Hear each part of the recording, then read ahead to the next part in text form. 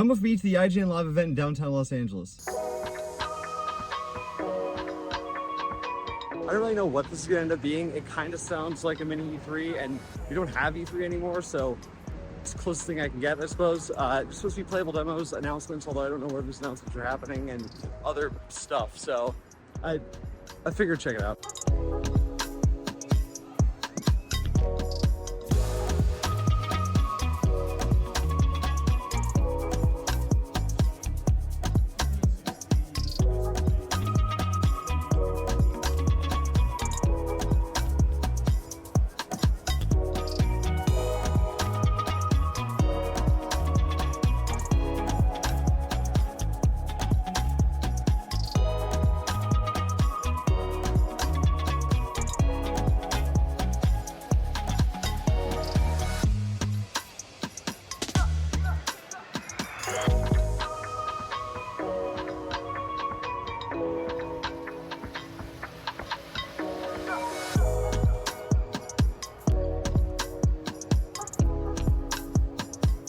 Alright, so that was insanely disappointing, and I want to break down exactly why. So I went on Saturday, and then when I got home, I had a bunch of other stuff to do, so I'm shooting this a couple days later, which is why the shirt's slightly different, although I guess it's still blue. And I'd like to preface this by saying that my opinion of this event is painted in large part by my experience going to other similar events in the past, like E3, PlayStation Showcase, even EA Play, which they don't do anymore, but when they did, it was a free event. And I bring that up because this IGN event was $25, which was not a lot of money, but there are free shows that have done this better than the past. But let's talk about what you actually got out of that event. You go to the stage and you can see live interviews and demos and things like that, but arguably you could have a better experience watching that at home. There wasn't like there was seating or anything. You were standing up in a crowd watching somebody play Phantom Blade or whatever it was. And I do understand that for some people it is cool to see these developers live and they like the live experience. It's almost like going to a concert, but you're kind of watching interviews and playing games. But also I think it matters that this was not an experience exclusive to paying to going to the event. It was something you could have done at home. They also had panels. I don't know if the panels are streamed live or not, but you could go sit down in a chair upstairs. At least you could sit down for this one and you could watch the panels. If you're super interested in that,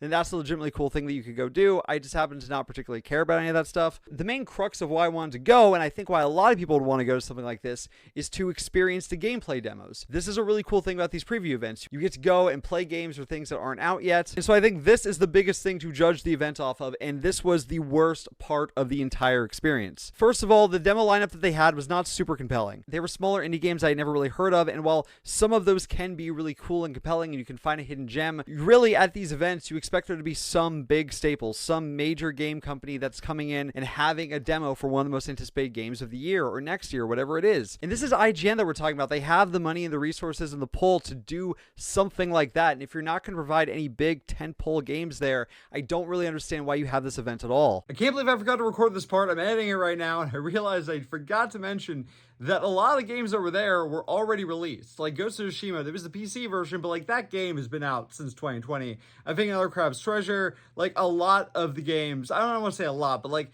a sizable enough number of the games for me to notice were games that were already released. So it's like, not only are you not providing interesting upcoming games, sometimes you're even providing upcoming games. These are games I could play at home, and the Ghost of Tsushima I could have played for the last 4 years. So that was another thing. I can't believe I forgot to mention that, but I couldn't not put it in this video. Also, it was just a bunch of pretty boring looking kiosks in a relatively barren space. And this is a symptom of having only smaller games there. I don't expect these developers to have the budget for big crazy booths. But again, that's why I would expect a couple of bigger name developers there to really dress up the space and have these more experiential booths that I've come to expect from literally every single other show like this that I've been to. And to be fair, they never advertised on the site that they were going to have any big polls like this, but I kind of expect that you're not going to know what is going to be there because that would spoil the announcement. When it comes to E3, PlayStation Showcase, they tell you a little bit about what's going to be there, but then they have some brand new surprise booths that you have no idea that was going to show up. That's why there's reveals, and if you tell beforehand, you ruin the reveal. Regardless, if you're not going to have the larger booths there, IGN should have put more work into like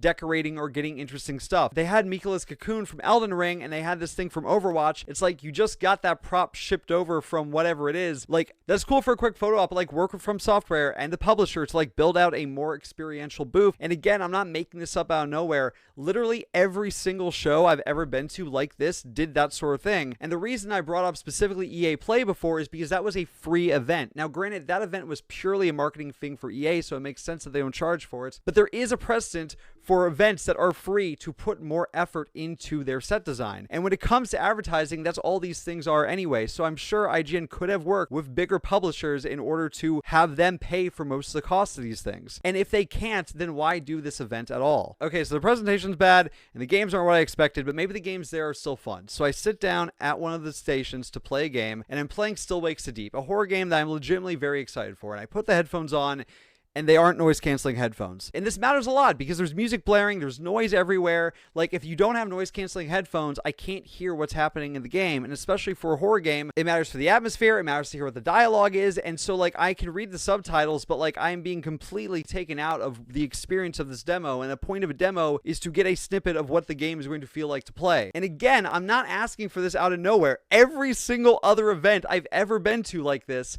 has noise-canceling headphones for games that would benefit from it. And again, I put this on IGN, the person throwing the event. There's not that many booths. They could go out of their way to ensure that you're having a good experience at each and every single one of the booths. And if the developer doesn't have the budget to make that experience optimal, I think it's on the event holder to make sure that they provide the tools for that. And then I go and I try to play another game, and I'm not going to say what this game was because I don't want to put the developer on blast because making demos is very difficult, but the demo didn't work. The person came over and they were like, oh, sorry, this PC's been having trouble. Like, I'm going to have to reset it. I don't really know what might be going on. And like, okay, that's fine. But I tried to play 2 different demos at this event, and both of them were unplayable for one reason or another. And because there are so few games there and such few booths, and the event is so small, that I really do think IGN should have a bigger hand in making sure that you're having a quality experience at everything you try to do at this event. And I don't care about the $25. I care more about the fact that I spent more time getting to and from the venue in LA traffic than I actually spent at the event.